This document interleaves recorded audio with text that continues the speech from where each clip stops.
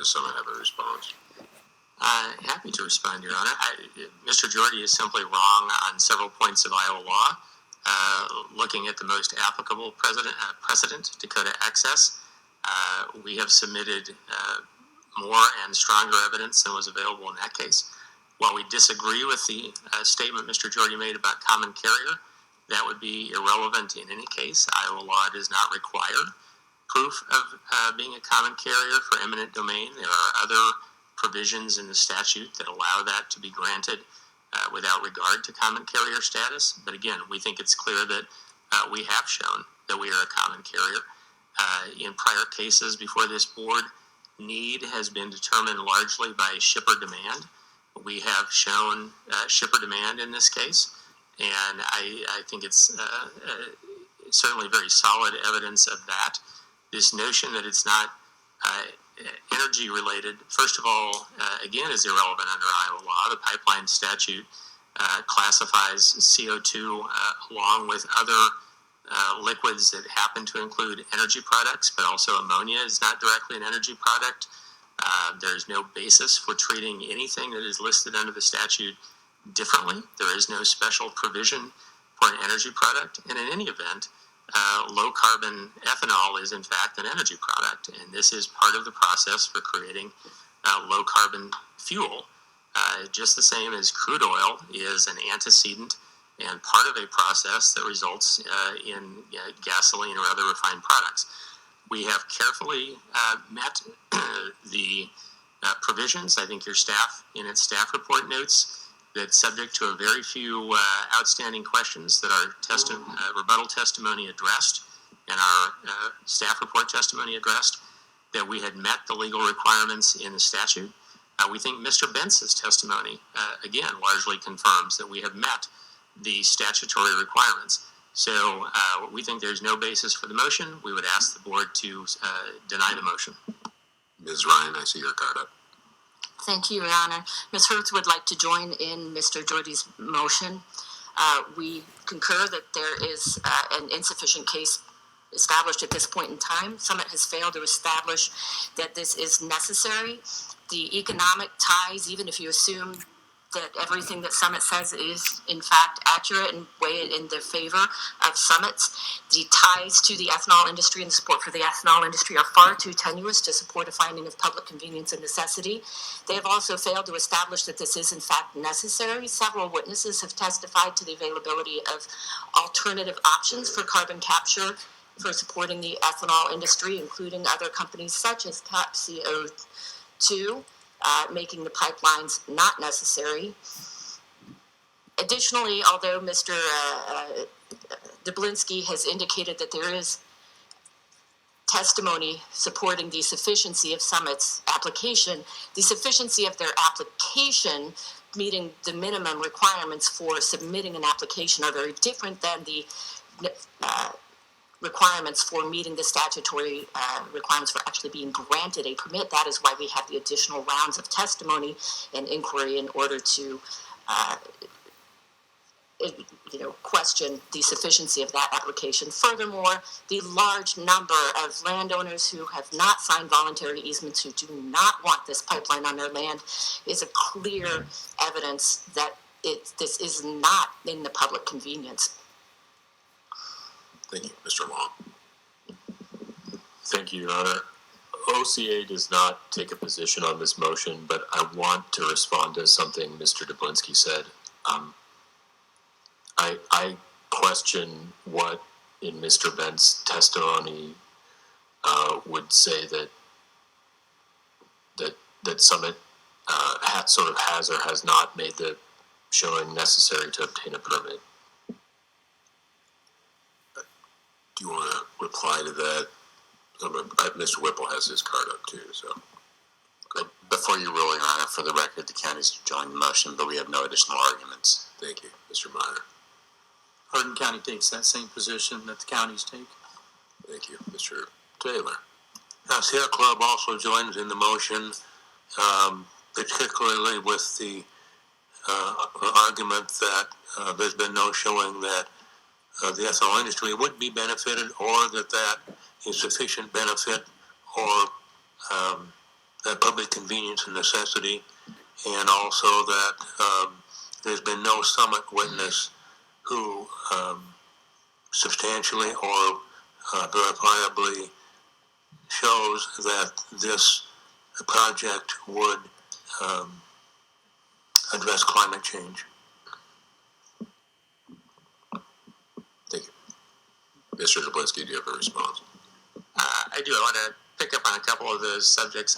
I think that this notion that just the raw number of outstanding Exhibit H's, which, by the way, continues to drop substantially on a weekly basis, is not a logical measure. We are actually at, and perhaps by now even ahead of, the percentage of acquisition that Dakota Access was at this time. The numbers will be larger for a given percentage because the project is larger, which actually means the accomplishment that Summit has undertaken is an even bigger one. To be at that same level of voluntary easements at Dakota Access, in any event, there is no prescribed percentage that we have to meet to qualify. Again, necessity and public convenience and necessity as a phrase is a broad balancing term. The board is allowed to take into account the totality of the circumstances. There most certainly is evidence that this is important to the ethanol industry and the ag economy. We had a general manager of an ethanol plant who's also run another ethanol plant in his past, who's also a farmer, Mr. Berghammer, whose testimony held up very well, I think.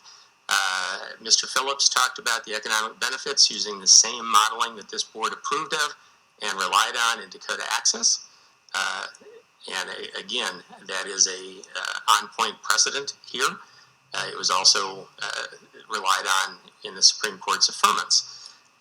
We have the Iowa Renewable Fuels Study that is in for the weight due, that actually is another economists or economics group study of the potential impact of carbon capture and sequestration. And I think it's just hard to deny the simple math that at current we would be removing 9.5 or preventing 9.5 million metric tons a year of carbon dioxide from being emitted into the atmosphere. They can try and spin and attack and nibble around the margins and do whatever they want on that, but that remains an unrefuted outcome of this project. I want to address also Ms. Ryan talking about, well, it's not a necessity if there are other potential projects. There is nothing at all in 479B that says this is a comparative process. An applicant puts an application in front of you, and if it complies on its own merits, that's what you're looking at. This is not out of a universe of possible, some highly hypothetical, some pie in the sky comparative possibilities. How does this rank among that list? There is zero precedent in Iowa case law for that sort of approach, and I would highly recommend that the board not deviate from that and go there in this particular case. This application stands on its own merits. It fully meets the tests of the board, whether statutory, prior board decision, prior state case law, and there is no basis for denying the permit. Thank you.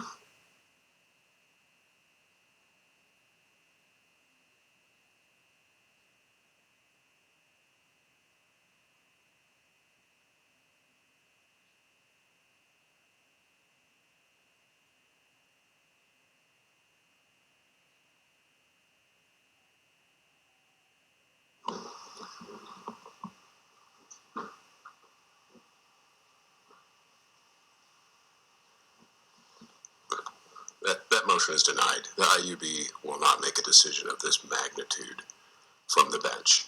We will continue to hear from the parties, and we look forward to the parties making broader arguments within their briefs. Thank you. Mr. Whippel. Thank you, Your Honor. The counties at this time call Dr. Matt Liebman.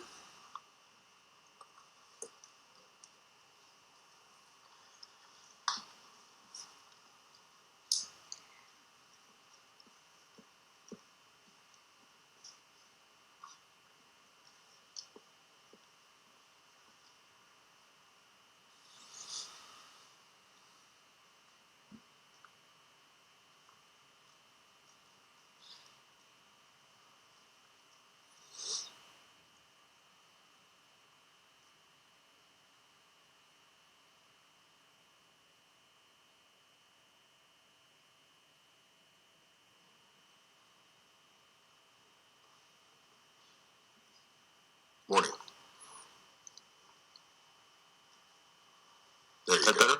That's much better. There you go. Feel free to move the mic around and get yourself comfortable. Just make sure you're speaking into the mic. All right. Good. Yep, you're doing great. There you go. Go ahead and raise your right hand. Do you swear or affirm the testimony you're about to provide is true and accurate? I do. Thank you. Mr. Whippel. Are you the same Matt Liebman who caused direct testimony in Exhibits 1 and 2 to be filed in this matter on July 24th, 2023, and sir rebuttal testimony to be filed on September 1st, 2023? Do you affirm that testimony as if you were asked the same questions here today?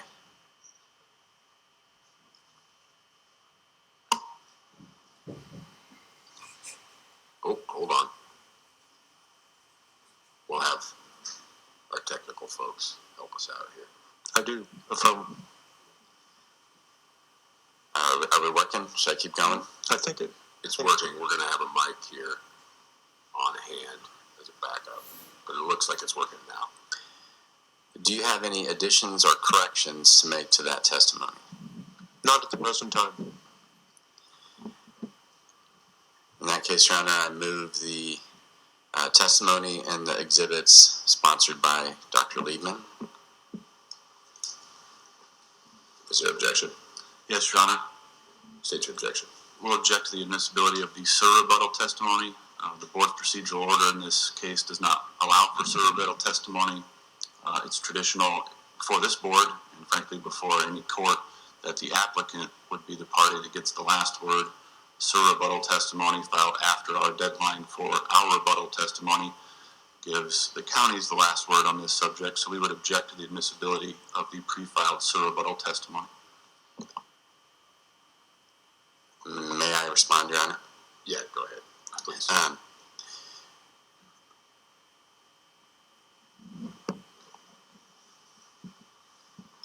Your Honor, Dr. Liebman's sur rebuttal is primarily directed at the testimony of Mr. DeGioia, who was not identified in direct testimony and whom under the board's procedural order, the counties did not have any opportunity to do any direct examination of Dr. Liebman with regard to.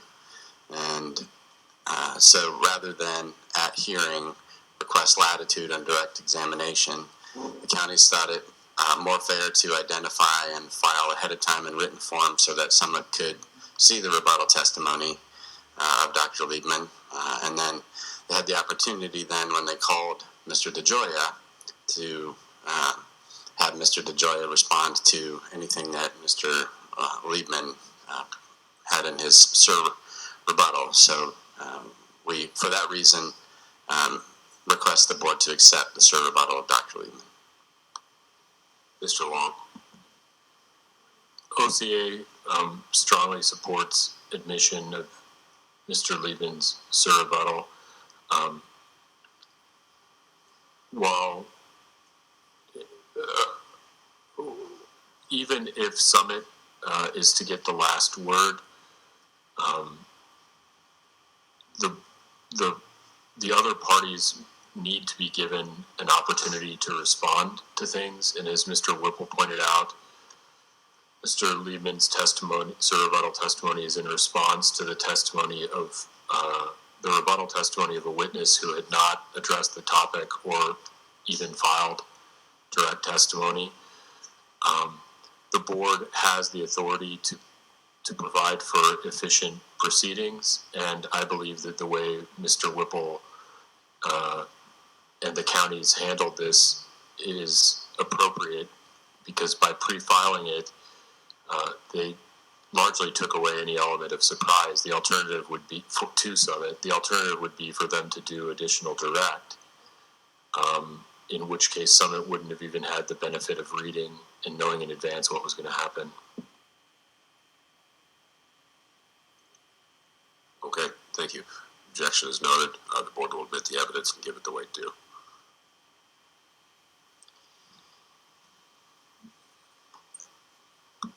Your Honor, just for clarification, you are granting admission of all of the testimony and exhibits of Mr. Liebman. Correct. in which case we tender Dr. Liebman for cross-examination, Your Honor. Thank you. Just to clarify, Mr. Long, did you have a comment on the objection, or did you want to go first? When called on, I would like to participate in the cross-examination. Looks like you're first. Thank you. I do have something I would like to introduce at the hearing, and if I have to separately file it as a hearing exhibit, I will. I note that it was previously filed as affidavit of Mahari Tekeste, PhD, I hope I pronounced the name correctly, filed by Christy Harshbarger on behalf of the Iowa Association of Counties on August 3rd. I have paper copies to distribute, and I would like to ask the witness about this.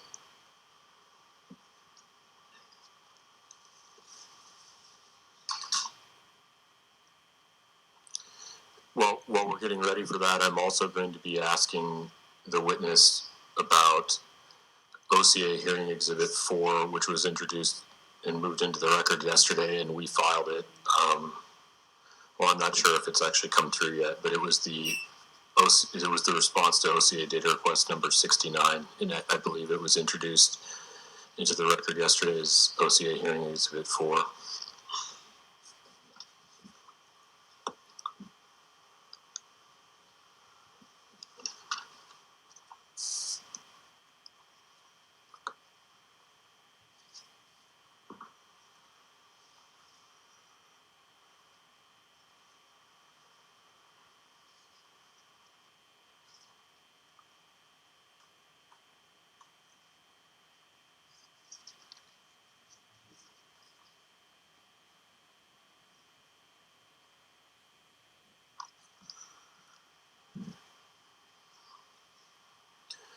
And I would also ask if it's appropriate at this time for a point of order about how I should handle this. I would like to actually get this affidavit admitted into the record. Does that mean I need to move it as an OCA hearing exhibit, or can I simply refer to it in the EFS record since it's already been filed and ask that it be officially admitted in the record in this case?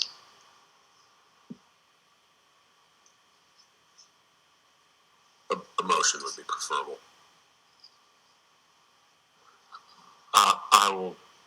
I will treat it as a hearing exhibit then. I'm going to discuss it with the witness, but I offer it as OCA hearing exhibit 5. Does the witness have this affidavit? From Dr. Tekeste? Yes. Yes, in front of me here. And I've read it previously. So I was just going to ask you, have you read this? I have. Can you tell us? Okay, I would now like to move introduction of this affidavit as OCA hearing exhibit number 5. Objections? Object to foundation, and hearsay. It's the affidavit of somebody who's not here. Thank you. Mr. Meyer, did you have an objection? But you're all right. Just double checking. Okay. The board will admit OCA hearing exhibit 5 and give it the weight due.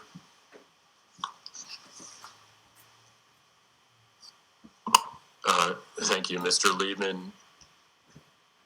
Have you reviewed this? Have you reviewed this affidavit? Maybe I already asked you that. From Dr. Tekeste? Yes. Yes, I have. And can you tell us how it informs or relates to your pre-filed testimony, including the SIR rebuttal? Sure. This document is the results of. Can we hear? Yeah. The results of laboratory tests where soil samples were brought inside and the period of time required for them to drain to a moisture content where they could support field traffic without damaging soil structure was determined. And based on these laboratory tests inside, Dr. Tekeste recommended that a period of 3 days after rainfall would be appropriate to wait before resuming field operations. And I would just point out that this is a laboratory study and that moisture conditions in the field, as affected by temperature and other factors, can be quite different than standardized conditions in an indoor laboratory.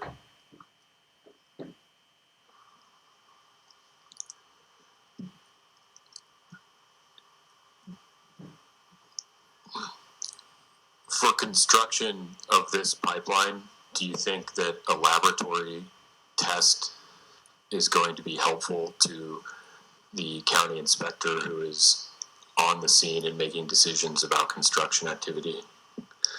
I think it might provide a general guideline, but in terms of making a decision about whether or not to move ahead with construction activities on any given day, on any given site, with different soil conditions of sand versus silt versus clay, I think the inspector needs to be able to make a determination on site at that time.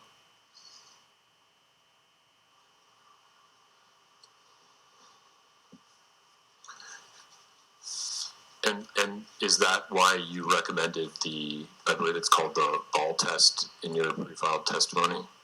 Yes, it was. So the recommendation of using the ball test is from two agricultural soil scientists who are very well known, Harold Dennis and Frederick Magdoff, who have written extensively on the relationship between soil quality and crop productivity. And what they were referring to was a test that farmers and others under field conditions could rapidly determine whether soil was too wet to work with. In other words, it could be compacted and the long-term productivity of that soil would be reduced by the presence of heavy agricultural machinery or construction machinery. So that ball test, which basically involves taking a small golf ball size amount of soil in your hand and squeezing it and seeing if it forms a ribbon, is a way of determining whether the soil is sticky and therefore too wet to support heavy traffic, or if it's friable and comes apart and it's dry enough and has the structure necessary to support heavy machinery. So that's why I recommended the ball test. There are other things that have been recommended. One is called the ribbon test, which is very similar to the ball test. And there are other instruments that could be used. But my concern about using instruments is that the time necessary to determine soil conditions relative to proceeding with field operations might be protracted, right? And if an inspector is on site, they need a test that allows them to make a rapid determination if soil conditions are appropriate for the presence of machinery. I'd like to clarify your opinion on that. So are you saying that it's your opinion that other field tests, including field tests using special testing equipment, might require sort of a waiting period or some other time for the test to be performed? It would depend on the equipment and the particular procedure being used. All right. I guess my criterion as an agronomist is, can we make field conditions based on measurements that we can make in the field? Did you get all that? You did, okay. The court reporter got it, which is good, but I'm not sure the online stream picked it up, so we're going to swap out your mic again.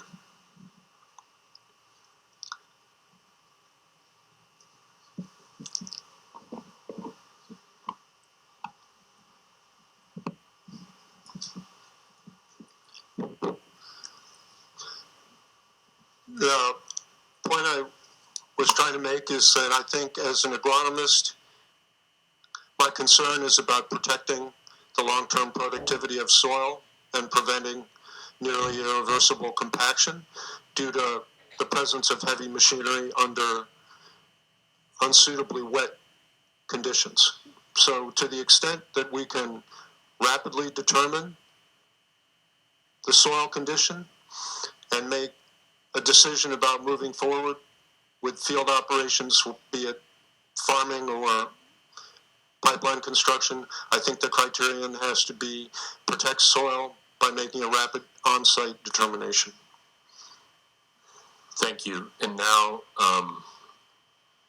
I may be referring to OCA hearing exhibit 4, which was introduced yesterday when OCA's witness Scott Bentz was testifying on the stand.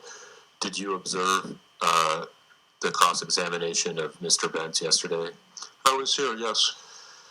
Do you recall that there was a discussion in which Mr. Bentz suggested that perhaps the ball test you proposed should be used? Let me rephrase. In which Mr. Bentz suggested that perhaps the test should be split up such that the ball test you proposed should be used to make a decision about whether to begin construction on a particular site and open a parcel, and that perhaps a more lenient standard, including potentially the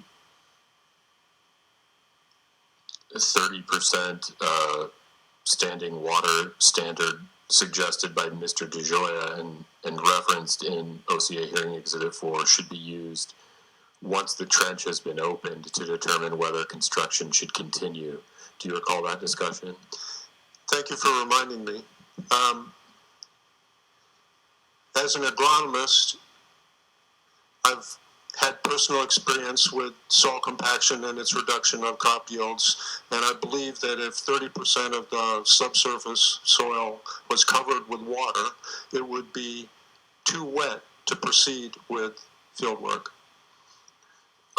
Understood, and I believe Summit's, I believe it, well, I'm not going to speak for Summit's witness, but my question to you is, do you believe it would be appropriate to break up the test that the inspector should use, like Mr. Bentz suggested? What I mean is, should there be one perhaps stricter test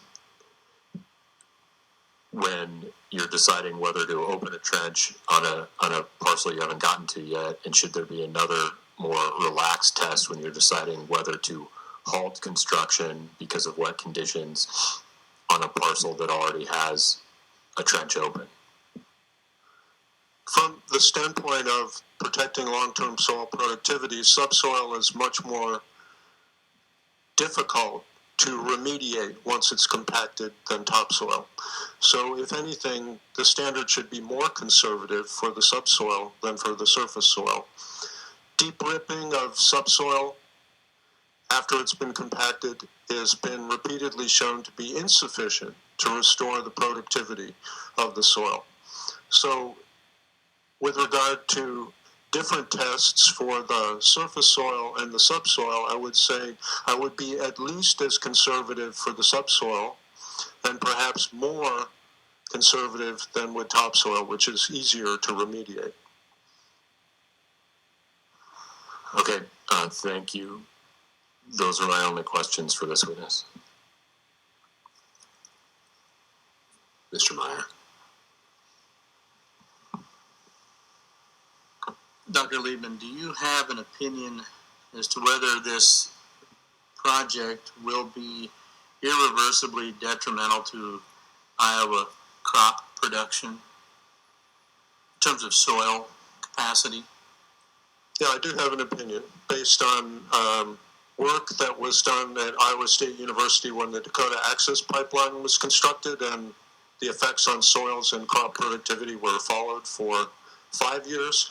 And then work done by 2 scientists at Ohio State University looking at 29 sites where 3 different pipeline companies had construction activities across corn and soybean fields. Based on those studies, it would appear that the use of best management practices for pipeline construction as they exist today, which I understand to be what's called double lift, separating topsoil from subsoil when the pipeline is installed, and then using deep tillage on subsoil following pipeline installation. The adjacent areas are ripped with heavy agricultural machinery to loosen the subsoil. Those procedures are insufficient to overcome yield reductions for a period of at least 5 years. So I think all the literature I've looked at has indicated that it's very difficult to remediate compaction of subsoil, even with deep ripping. Stirring the soil up with heavy agricultural machinery to break up compaction is not sufficient to return the depth of the rooting zone to what it is in undisturbed non-pipeline areas. So at least for 5 years following construction, and some older literature would indicate for decades following pipeline construction, you can see a reduction in crop yield that can be related to subsoil compaction, loss of porosity in the soil, which impedes the growth of roots, which is particularly important in dry years. And roots are part of the plant that need to respire. So access to soil pores that contain oxygen is actually a way to make healthier crop plants. And when you compress soil, that porosity is lost and root function is reduced. So typically what we see in studies that have been done in Iowa, Ohio, and other parts of the world is that crop yields are reduced on the order of 10 to 30% for at least 5 years following pipeline construction. And then you had referenced some longer term, decades perhaps. Is there any way to quantify that loss? Objection. State your objection. Back to friendly cross. This is not cross-examination. It's direct examination. The first question was in fact direct examination. It asked an expert witness if he had an expert witness opinion in this matter, which of course is included in his pre-filed direct testimony. This particular witness also was given latitude to file surrebuttal testimony. So having Mr. Meyer question Mr. Whippel's witness about topics which are already addressed in his direct testimony is not cross-examination. It's repetitive, and it should not be permitted. Mr. Meyer, do you have a response? Or Mr. Whippel, whomever. Yeah, I'll take a run at it first. I'm just asking him to clarify an answer that he's given to a previous question. Mr. Whippel. Your Honor, I'm reminded of the explanation of friendly cross that the board admonished everyone about at the beginning of the hearing. And I believe at this point that we're not engaged in duplicative testimony. And I think at this point, Mr. Meyer's questions are adding value to the record and not slowing down the hearing or being repetitive. And so to the extent that is the board's determination about friendly cross, I think we haven't crossed that line at this point. Mr. Meyer, if you need to make a clarification, please make it brief and move to testimony not already, or questions not already covered. We do need to limit friendly cross, and we will be limiting friendly cross. Your Honor, this is my last question. So you talked about loss over a 5-year period, 10 to 30%, I believe is what you said. Any way to quantify or qualify over the decades that you've seen studies show that there will be a residual loss for that length of time? I don't think we know how long losses due to compaction will occur, given best management practices that have been in place for a relatively short amount of time, double lifting, separating topsoil from subsoil, and deep ripping. Those are relatively new practices, maybe within the last decade. So the long-term studies following those kinds of practices have not collected the data that would allow us to project into the future. Older studies where those types of double lift practices and deep soil ripping were not necessarily in place would indicate that compaction limits yields for, in some cases, more than 1 or 2 decades. But we don't have the data yet on current engineering and remediation practices for pipeline construction to make a projection about what would happen to crop productivity. Thank you. I pass the witness. Thank you, Ms. Grudenhagen. Thank you, Natalie. I've crossed off quite a few of my questions here, but I do have a few left. You talk about difference between clay and sandy soil. Where are you familiar with the proposed pipeline route? Not the specifics. Okay. Then I'll just ask you more generally, where in the state is clay soil more predominant? Certainly the north central portion of the state has silty clay loam, heavier textured soils on the Des Moines lobe from, say, Minnesota down to Des Moines in the central portion of the state. When you move to the western portion of the state, there are more lush soils, windblown silts, which have a different texture than heavier north central Iowa soils. So the extreme southern part of the state has quite heavy clay along the Missouri border. On page 7, line 3 of your direct testimony, you talk about soil compaction caused by heavy machinery, or heavy equipment. Would you have the same concerns with foot traffic in the easement? With foot traffic? Mm-hmm. Foot traffic can compact soil, but typically, pipelines are not being constructed by people with shovels. They're being done with people using large excavating equipment and soil moving trucks and that sort of thing. Would you have concern with a vehicle like the size of an ATV running along that easement during the wet conditions? Any kind of vehicle of sufficient weight and narrow enough tires can do quite a bit of damage to soil through compaction. So it's a question of not just the mass, the weight of the vehicle, but the distribution of weight on its tires. And that's why when you see big heavy machinery, it's typically with double wides or even larger Caterpillar treads to distribute the load. Okay. Would you have the same concern with a pickup truck, like a 1-ton pickup truck with soil compaction?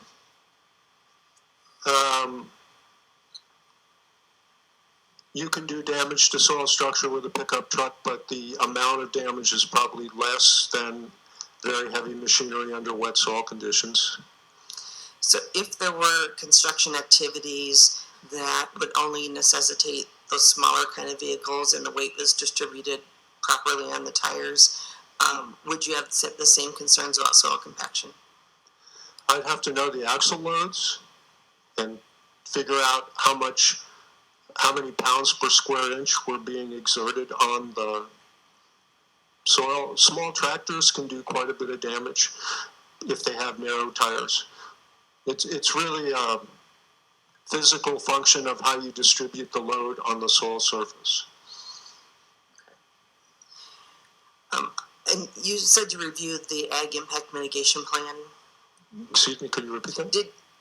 I believe you testified you have reviewed the Ag Impact Mitigation Plan that Summit has proposed? Yes, I have read that. Okay. Do you recall the part of the plan that talks about removing the topsoil and allowing construction to continue in the subsoil? Yes, and specifically in reference to the amount of water on the right-of-way? Is that what you're referring to? It's with regard to wet conditions and allowing construction to continue if the topsoil has been stripped off and stockpiled. Right.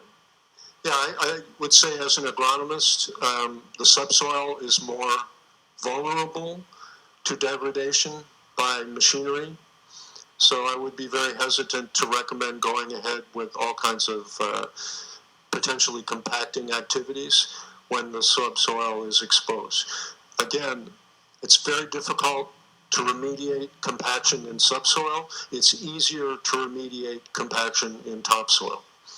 So I'm concerned that proceeding with field operations when soil is too wet to sustain heavy loads without being compacted would lead to subsoil degradation. So the concerns you've expressed about constructing wet condition extends to the subsoil as well, is Yes. that what I'm understanding? Okay.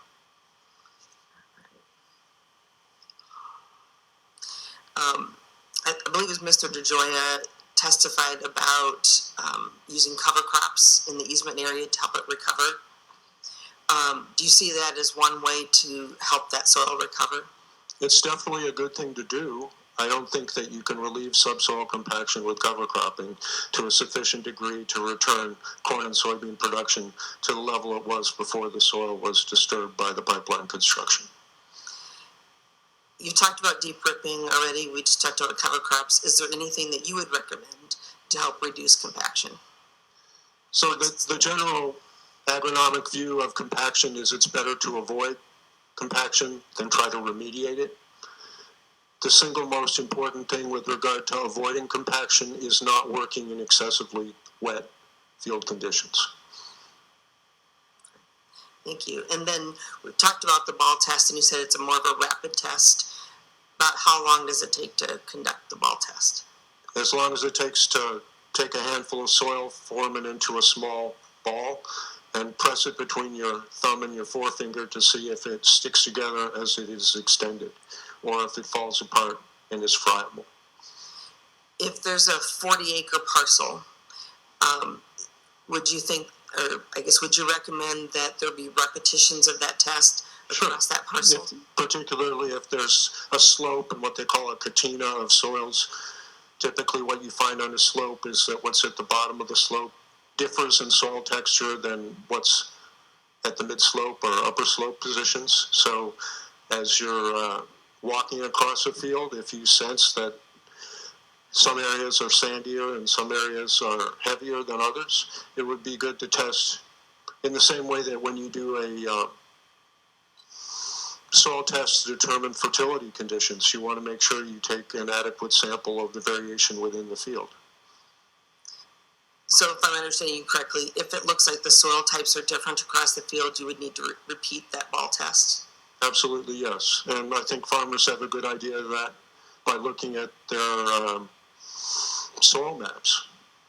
Virtually every farm now is, clear about what soil types are present across fields, and people make adjustments in their field operations and fertility and other matters based on variations in soil within a field.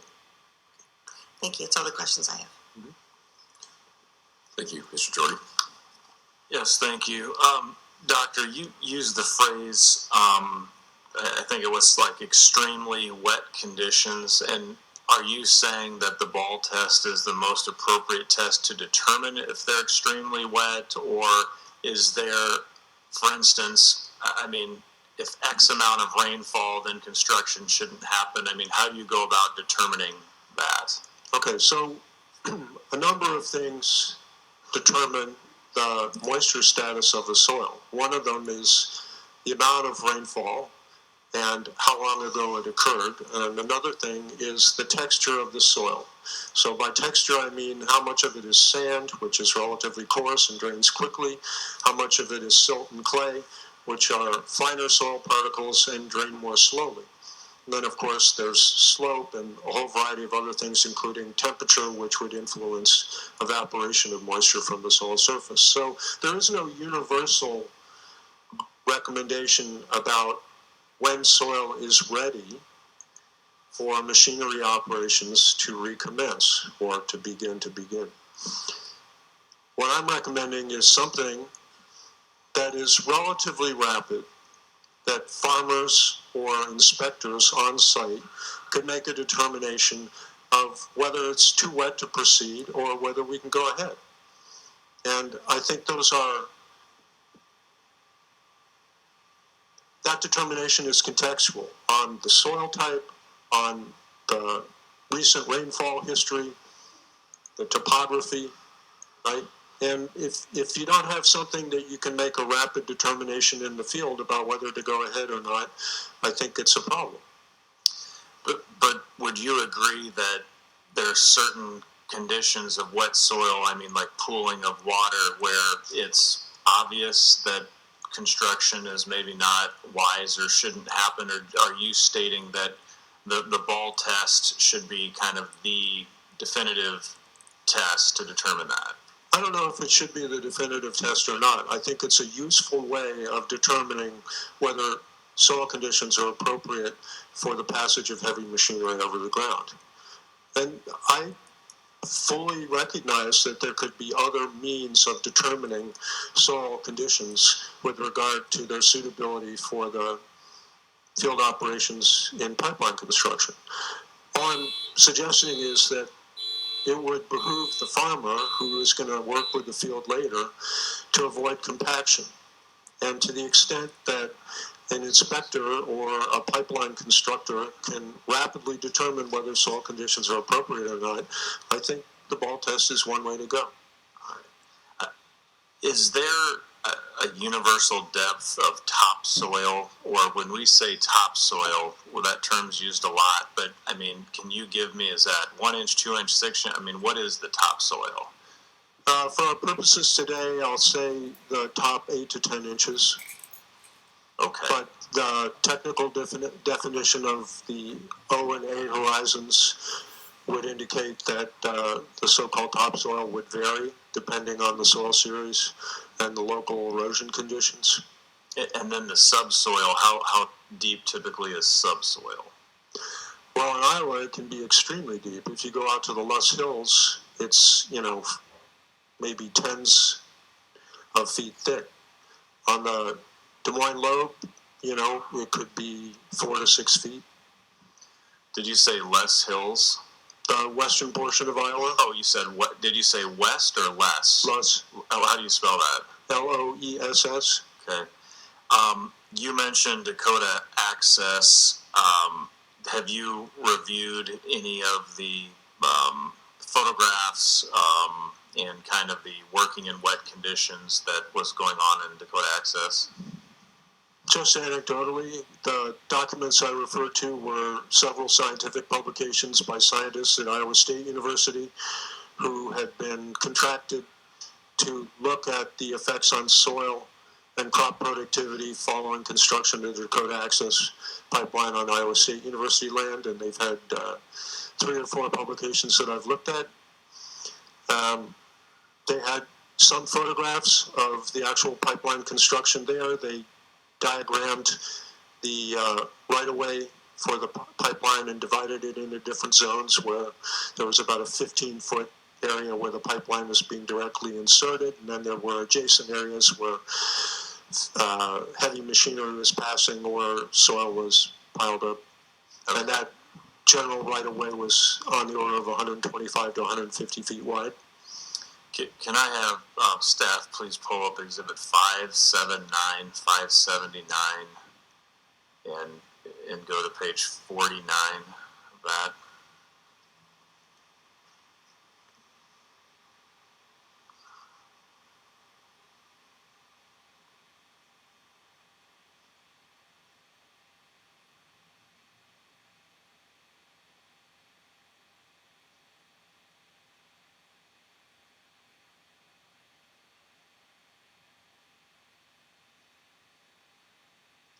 Sir, would you agree that although there might be a ball test or field test that you can actually do when confronted with situations like this where it's so obvious where water is pooling and standing water that a ball test not necessarily be necessary?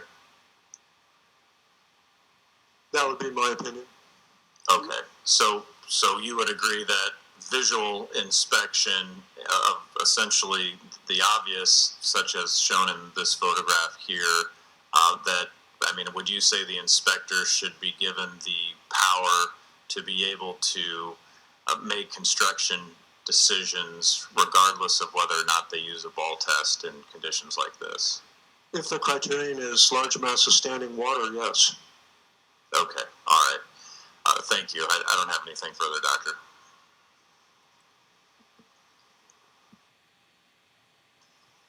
Mr. Leonard, and then Mr. Taylor. Just a brief couple of questions for you, Dr. Liebman. You've mentioned a couple times some work that Iowa State University did with respect to the reclamation process for the Dakota Access Pipeline. Is that right? Yes. Is it your understanding that the Dakota Access Pipeline is a 30-inch diameter crude oil pipeline? Yeah, I don't think the remediation practices have any relationship with the diameter of the pipe. Okay. Do you think that the size of the trench, both in terms of width and depth, may be different for a 30-inch pipe as opposed to, for example, a 6-inch pipe? So the burial of the Dakota Access Pipeline, if I recall correctly from Dr. Chikesti's paper, was on the order of about 4 feet. To the top. Correct? Correct. To the top. Okay, and this pipeline that somebody is proposing is on the order of 4 feet, right? Correct. How deep would you have to dig a trench for a 30-inch pipe to be 4 feet deep to the top of the pipe? 4 feet plus 30 inches. Okay. Now let's do the same thing with a 6-inch pipe. Would it be 4 feet plus 6 inches? Okay. Okay. So my question is it fair to assume that digging a trench for a 30-inch pipe, that trench may have to be wider and deeper than, for example, a 6-inch pipe?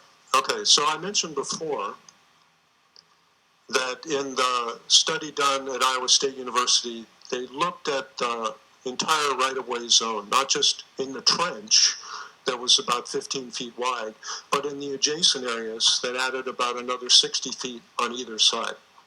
And those adjacent areas showed reductions in yield due to compaction that were nearly equivalent to the zone where the pipeline was inserted. So a 15-foot zone where the pipeline was buried, whether it was 4 feet plus 30 inches or something less than that, gave reductions in yield that were very similar to the areas where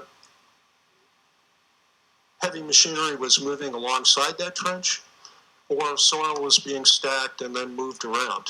So the point is that I'm not sure that the trench depth is anywhere near as important as the movement of heavy machinery adjacent to that trench. I understand your answer, and that's my next question is it possible that the equipment needed to dig a trench for a 6-inch pipeline might be lighter than that needed to dig a trench for a 30-inch pipeline? I'm not a construction engineer, so I can't answer that. Okay. No further questions. Thank you, Mr. Taylor. Thank you. Well, I went to Iowa State University, but I never took any agronomy courses, so help me out here. Back in the Dakota Access case, I thought the understanding was that the topsoil was more important to productivity than the subsoil, and that's why the topsoil had to be carefully separated from the subsoil. Can you clarify that for me? Okay, I'll try. So topsoil has certain characteristics, like it has more organic matter than subsoil. Topsoil provides much of the fertility to crops. Topsoil is very important for providing a medium for rainfall to infiltrate into the soil. If it's abused and you get a lot of runoff, you get potentially flooding and some erosion. Topsoil has more microbial activity, which cycles nutrients and also protects crop roots from diseases. Subsoil is very important with regard to rooting depth. Roots explore soil as topsoil dries out. They go deeper to look for moisture. They grow to greater depths. If they're impeded because of compaction or because the soil just isn't that deep before you hit bedrock, the amount of moisture available to the crop is limited relative to a soil profile which is easily penetrated by roots because it hasn't been compacted. In a wet year, it may not matter too much. In a dry year, where roots become more reliant on exploring the subsoil to take up needed moisture, you can see marked effects of soil compaction on crop productivity. Okay, thank you. That's all the questions I have. Thank you. Are there questions from the board?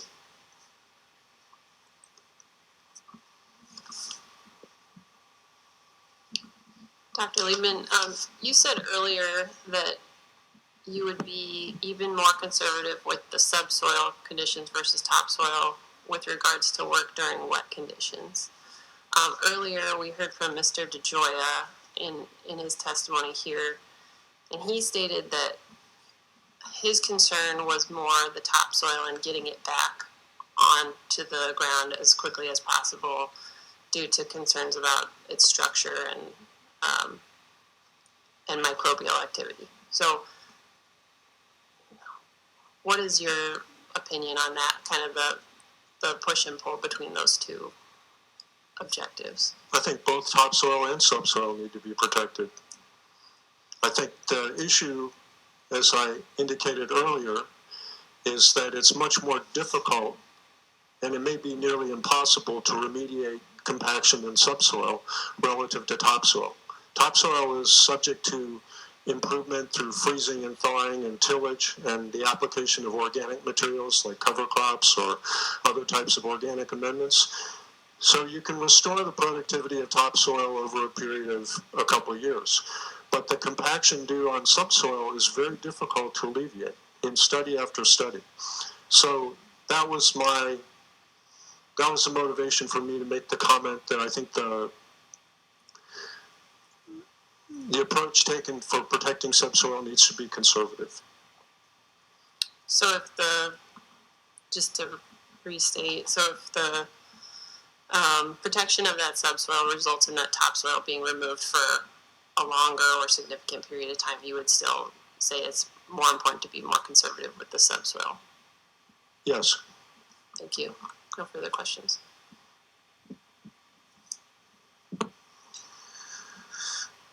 Thank you, Dr. Liebman. The first thing I just want to clarify a little bit, and it's more of a definition, I guess, if you will. I think maybe you just touched on it with Board Member Marks. You stated earlier in your testimony here today, you used the term nearly irreversible compaction. And so you're just referring, that just applies to the subsoil? Or are we talking, just to clarify what you're referring to? If you've separated the topsoil from the subsoil hasn't moved, right? The subsoil is what's remaining after the topsoil has been scraped off. So the protection of topsoil in a pile is important, but my opinion is that if it hasn't been abused too much, it can be pretty fully remediated within a period of several years. The subsoil, which hasn't moved, it might have been stirred up by deep tillage, deep ripping, but has been subjected previously to heavy machinery. I don't think that it's that easy to overcome the compaction that takes place there. All the studies I've looked at have shown pervasive effects of heavy machinery on the structure of subsoil that lasts for multiple years. So my concern is protection of the subsoil in addition to protection of the topsoil. I don't want that topsoil to go away. It's Iowa's most important agricultural asset.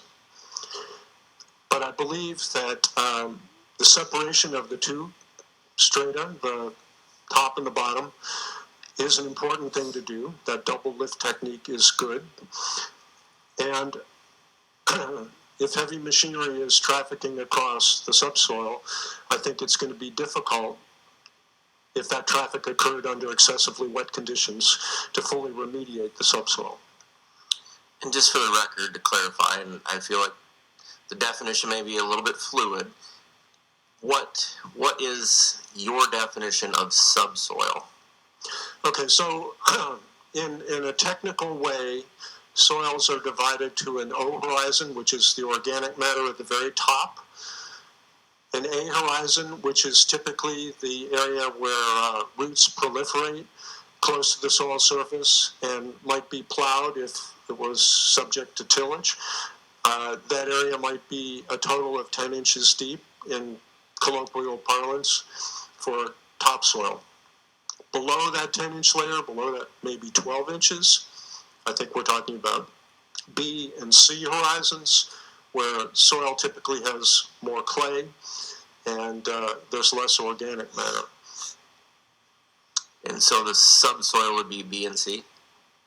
Yep, below, let's say 10 to 12 inches. Okay, thank you for clarifying that. Uh-huh. So then rooting depths for crops in Iowa can be very deep, like on the order of 6 to 10 feet, which is really important in a dry year.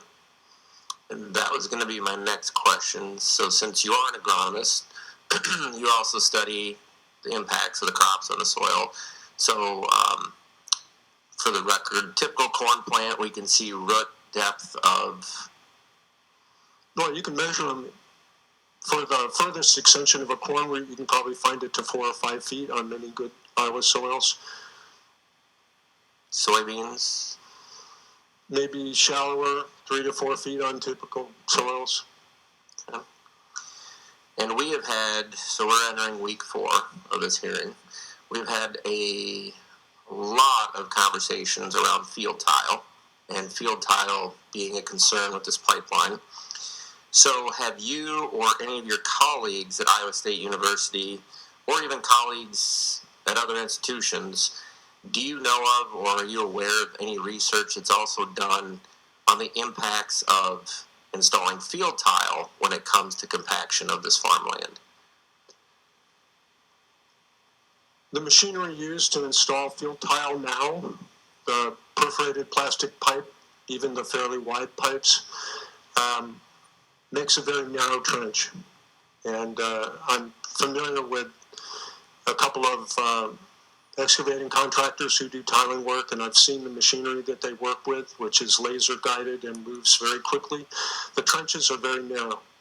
So the zone that has been disturbed through the installation of these pipes is on the order of several feet wide rather than a working area of, say, 125 feet.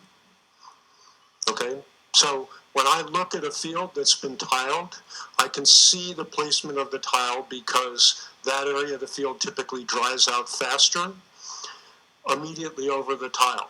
And the reduction in moisture in a dry year might lead, say, a corn plant to be shorter immediately over a tile. On the other hand, in a wet year, the corn plant might benefit from greater drainage right over a tile. What tile does is that it improves the performance of corn plants adjacent to the tile because water is moving out and providing more oxygen space in the soil between the tiles, right? The water is moving laterally and then draining out of the field. So the installation of the tile, even though there may be a slight reduction in some years immediately over the tile, leads to greater productivity in many years. And that's why farmers are interested in spending $700 to $1,000 an acre to put the tile in, because productivity under the types of wet spring conditions we have typically improves with tiling. That's different than compacting 125 feet wide width with heavy machinery.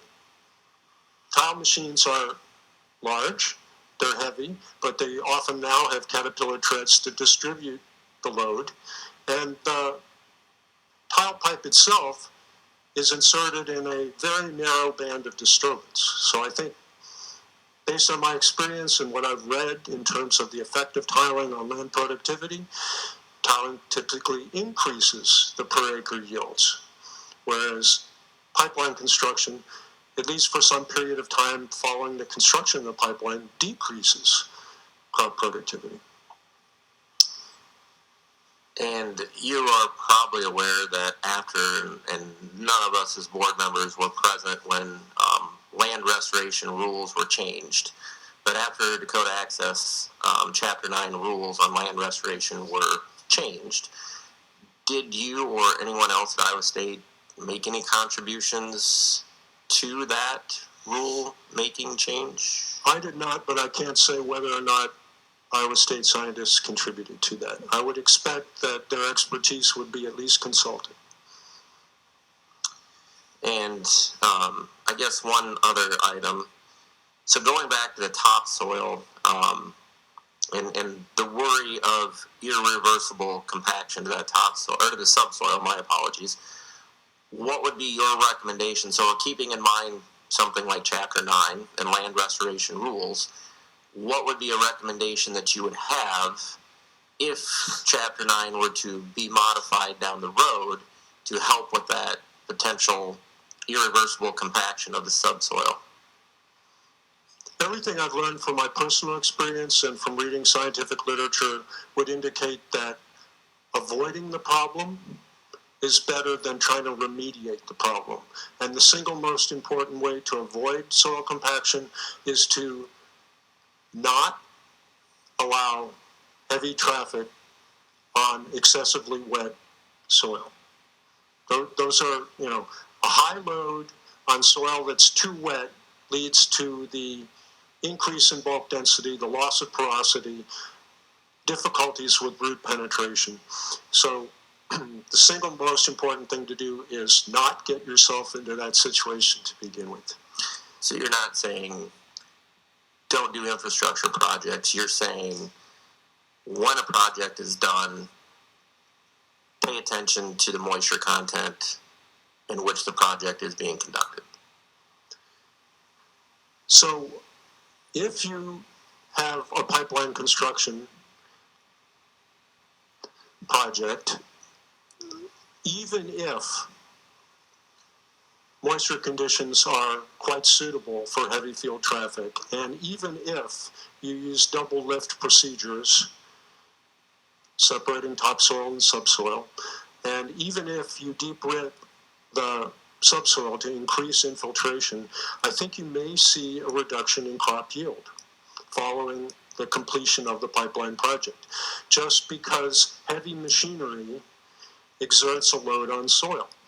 Right now, compaction is considered by many agronomists to be sort of the silent yield reducer across very many acres of American field crops, just because people are using larger and larger machinery. So I can't guarantee that following good management practices based on not being in the field when it's excessively wet, I can't guarantee that that will protect crop yields, but I think it's the first step towards moving towards minimal impact on agricultural yields. So just one last thing. So we have listened to a lot of conversation about wet conditions. So just to be clear for the record, and then it's, again, that's a term that's hard to define, but based on your expertise, what is your recommendation or your definition of wet conditions? Okay, so again, as I mentioned before, it's contextual on what are the sizes of the soil particles. Sand, which is a larger soil particle, drains quickly. Silt and clay, which are smaller soil particles, drain much more slowly. The amount of water that you can tolerate in a sandy soil without doing damage to soil over the longer term after heavy machinery has passed, the amount of water that you can tolerate is larger in a sandy soil than in a clay soil. So it depends on what kind of soil you're dealing with. Soil scientists classify many different textures of soil in Iowa, and that's why having some sort of empirical way of determining whether the soil is friable and breaks apart and therefore could support heavy agricultural or construction machinery, or if it binds together when you squeeze it, like kids do, right? They make mud pies, that's too wet. So if you have a sandy soil, what's too wet?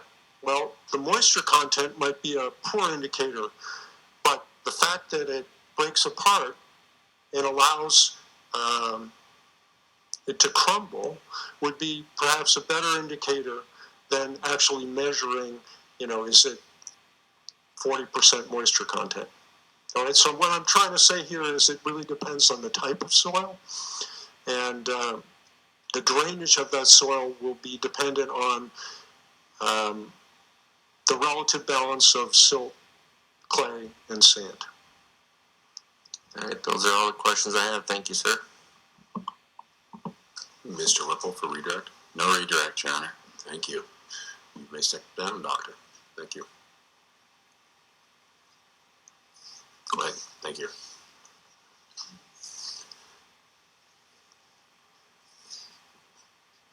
Mr. Whippel, you can call your next witness.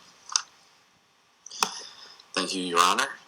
At this time, the counties call Cole Kruzenga.